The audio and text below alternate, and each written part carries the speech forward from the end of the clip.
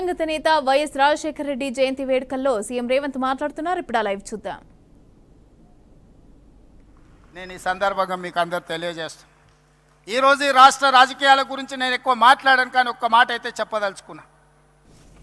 ఈ రాష్ట్రంలో బీజేపీ అధికారంలో ఉంది. బీజేపీ అంటే బాబు, జగన్, పవన్. ఈ రాష్ట్రంలో ప్రతిపక్షం లేదు. ఈ రాష్ట్రంలో ఉన్నది మొత్తం పాలక పక్షమే. బాబు గారు మోడీ పక్షమే, జగన్ గారు మోడీ పక్షమే, పవన్ గారు మోడీ పక్షమే. మరి అంతా పాలక పక్షమైనప్పుడు ప్రతిపక్ష పాత్ర ప్రజా సమస్యల మీద మాట్లాడాలి, నిలదీయాలి, కొట్లాడాలి అని అంటే ఒక నాయకులు కావాలి. ఆ నాయకురాలే వైఎస్ షర్మిల. ఈ ఆంధ్రప్రదేశ్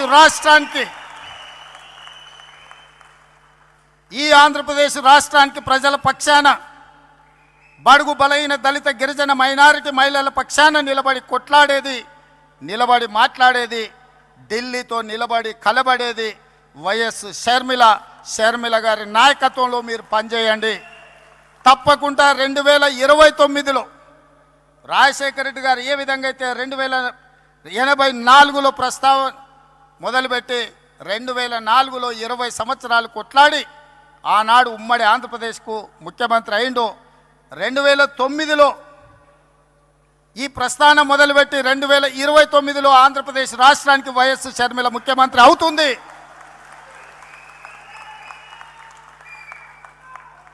కార్యకర్తల త్యాగం, వైఎస్ షర్మిల పోరాటం ఊరికే పోదు. ప్రజలు నిశితంగా గమనిస్తున్నారు.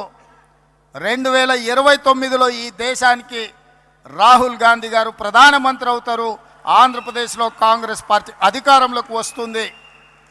ఇదే వైఎస్ఆర్ చివరి కోరిక. ఈరోజు చాలామంది ఆయన పేరు మీద అన్ని రకాల లబ్ధి పొందినారు. కుటుంబ సభ్యులుగా వారసత్వం రాదు. ఆశయాలను మోసినప్పుడే వారసత్వం వస్తుంది. ఆశయాలను మోసే వాళ్ళనే వారసులుగా ఈరోజు మనం గుర్తించాలి, గౌరవించాలి. వైఎస్ఆర్ ఆశయం ఈ దేశంలో కాంగ్రెస్ బలంగా ఉండాలి, బడుగు బలైన దళిత గిరిజన మైనారిటీ మహిళల్ని ఆదుకోవాలి, హక్కున చేర్చుకోవాలి అనే ఆలోచనతో రాహుల్ గాంధీ గారు ప్రధానమంత్రి కావాలన్నదే వైఎస్ఆర్ గారి ఆలోచన. మరి ఈరోజు ఆంధ్రప్రదేశ్ ప్రజలు నేను అడుగుతున్నా, వైఎస్ఆర్ అభిమానులను నేను అడుగుతున్నా, వైఎస్ఆర్ పేరు మీద రాజకీయ వ్యాపారం చేసేవాళ్ళు ఆయన వారసులా, లేకపోతే నిజంగా వైఎస్ఆర్ గారి ఆశయం కోసం కష్టపడుతూ, ప్రతి ఒక్కరికి తెలుసు, బడికెళ్ళే పిల్లగానికి కూడా తెలుసు ఆంధ్రప్రదేశ్లో కాంగ్రెస్ అంటే గెలుచుడు కష్టం సార్, సర్పంచ్ అయినా అని. సర్పంచ్ గెలవడానికి కష్టమైనా పర్వాలేదు, నేను కష్టపడతా అని ముళ్ళబాట ఎన్నుకున్నది వైఎస్ షర్మిల. కాంగ్రెస్ పార్టీ జెండా మోస్తుంది అని అంటే కేవలం వైఎస్ఆర్ ఆశయాన్ని కొనసాగించడం కోసమే ఈరోజు వైఎస్ షర్మిల బాధ్యత తీసుకున్నారు. తెలంగాణ రాష్ట్ర ముఖ్యమంత్రిగా, తెలంగాణ కాంగ్రెస్ పార్టీ అధ్యక్షుడిగా గాంధీ కుటుంబానికి వారిచ్చే ఆదేశాలను పాటించేవాడిగా 100% మీకు అందరికీ అండగా నిలబడతాం. షర్మిల గారికి తోడుగా నిలబడతాం. ఆంధ్రప్రదేశ్లో కాంగ్రెస్ను గెలిపించడానికి, కాంగ్రెస్ పార్టీ కార్యకర్తలను కాపాడుకోవడానికి, ఎలాంటి కార్యాచరణ తీసుకోవడానికైనా మేము సిద్ధంగా ఉన్నాం. నా మంత్రివర్గం అందరూ ఈరోజు ఇక్కడికి వచ్చిండ్రు అని అంటే మేమందరం అండగా నిలబడతామని చెప్పడానికే మంత్రివర్గాన్ని మొత్తం తీసుకొని వచ్చిన ఇక్కడికి. నేను ఒక్కడనే వచ్చి ఉండొచ్చు, లేదా రాహుల్ గాంధీ గారు పంపించినట్టు సందేశాన్ని కూడా పంపించుండొచ్చు. అలా కాకుండా మేమందరం, మా సహచర మంత్రివర్గ సభ్యులందరం కూడా వచ్చి వేదిక మీద కూర్చున్నాము అని అంటే మేమున్నాం మీకు అండగా నిలబడడానికి, మేముంటాం మీకు తోడుగా నిలబడడానికి. షర్మిల గారు చేసే ప్రయత్నాన్ని విజయవంతం చేయడానికి ఈ మధ్య టీవీలో, పేపర్లో చూస్తున్న కడప పార్లమెంట్కు ఉప ఎన్నికలు రావచ్చు అని. నిజంగానే ఉప ఎన్నికలు వస్తే ఊరూరు తిరిగే బాధ్యత నేను తీసుకుంటా.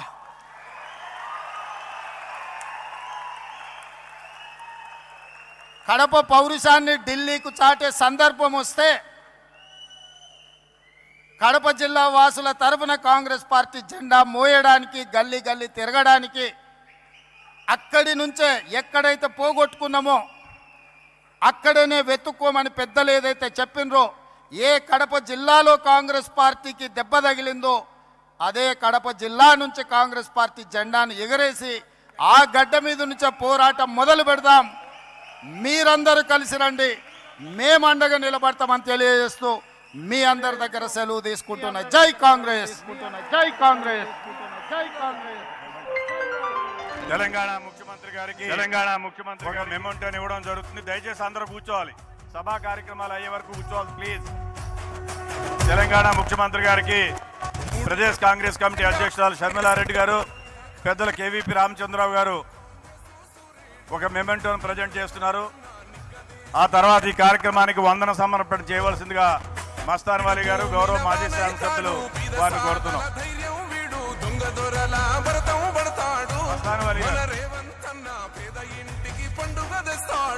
సభాధ్యక్షులు సిడబ్ల్యూసి మెంబర్ పెద్దలు గిడుగు రుద్రరాజు గారికి, మరి ప్రజానాయకుడు దివంగత ముఖ్యమంత్రి శ్రీ వైఎస్ రాజశేఖర రెడ్డి గారి జయంతి కార్యక్రమానికి, మరి ఈ యొక్క ఆలోచనని అభివృద్ధి సంక్షేమం రెండు కళ్ళుగా ఉన్నటువంటి రాజశేఖర రెడ్డి గారి ఆలోచనల్ని శ్రీమతి షర్మిలమ్మ గారి రూపంలో ముందుకు తీసుకెళ్తారనేటటువంటి ఆలోచనతో ముఖ్యమంత్రి, తెలంగాణ ముఖ్యమంత్రిగా ఉన్నటువంటి శ్రీ రేవంత్ రెడ్డి గారు ఇక్కడికి వచ్చి వారు ఉప ముఖ్యమంత్రి మంత్రులతో పాటుగా మరి మాణిక్ ఠాగూర్, దీపాదాస్ మున్షి గారితో పాటుగా ఇవాళ అందరూ కూడా వచ్చి ఆంధ్రప్రదేశ్ కాంగ్రెస్ పార్టీ అండగా, మరి ఆంధ్రప్రదేశ్ కాంగ్రెస్ కమిటీకి అండగా ఉండేటటువంటి పరిస్థితి భవిష్యత్తులో మనం అందరం కూడా ఉండాలని ఈ కార్యక్రమాన్ని ఇంతతో ముగిస్తామని చెప్పి తెలియజేస్తాం.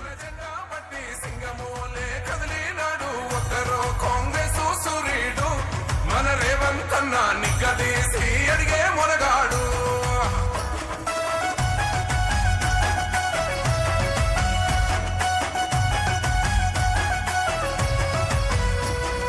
దడులెన్ని జరిగిన గాని దడువలేదు రేవంత్ అన్న, గంతకంత ఎత్తుకు ఎదిగాడు.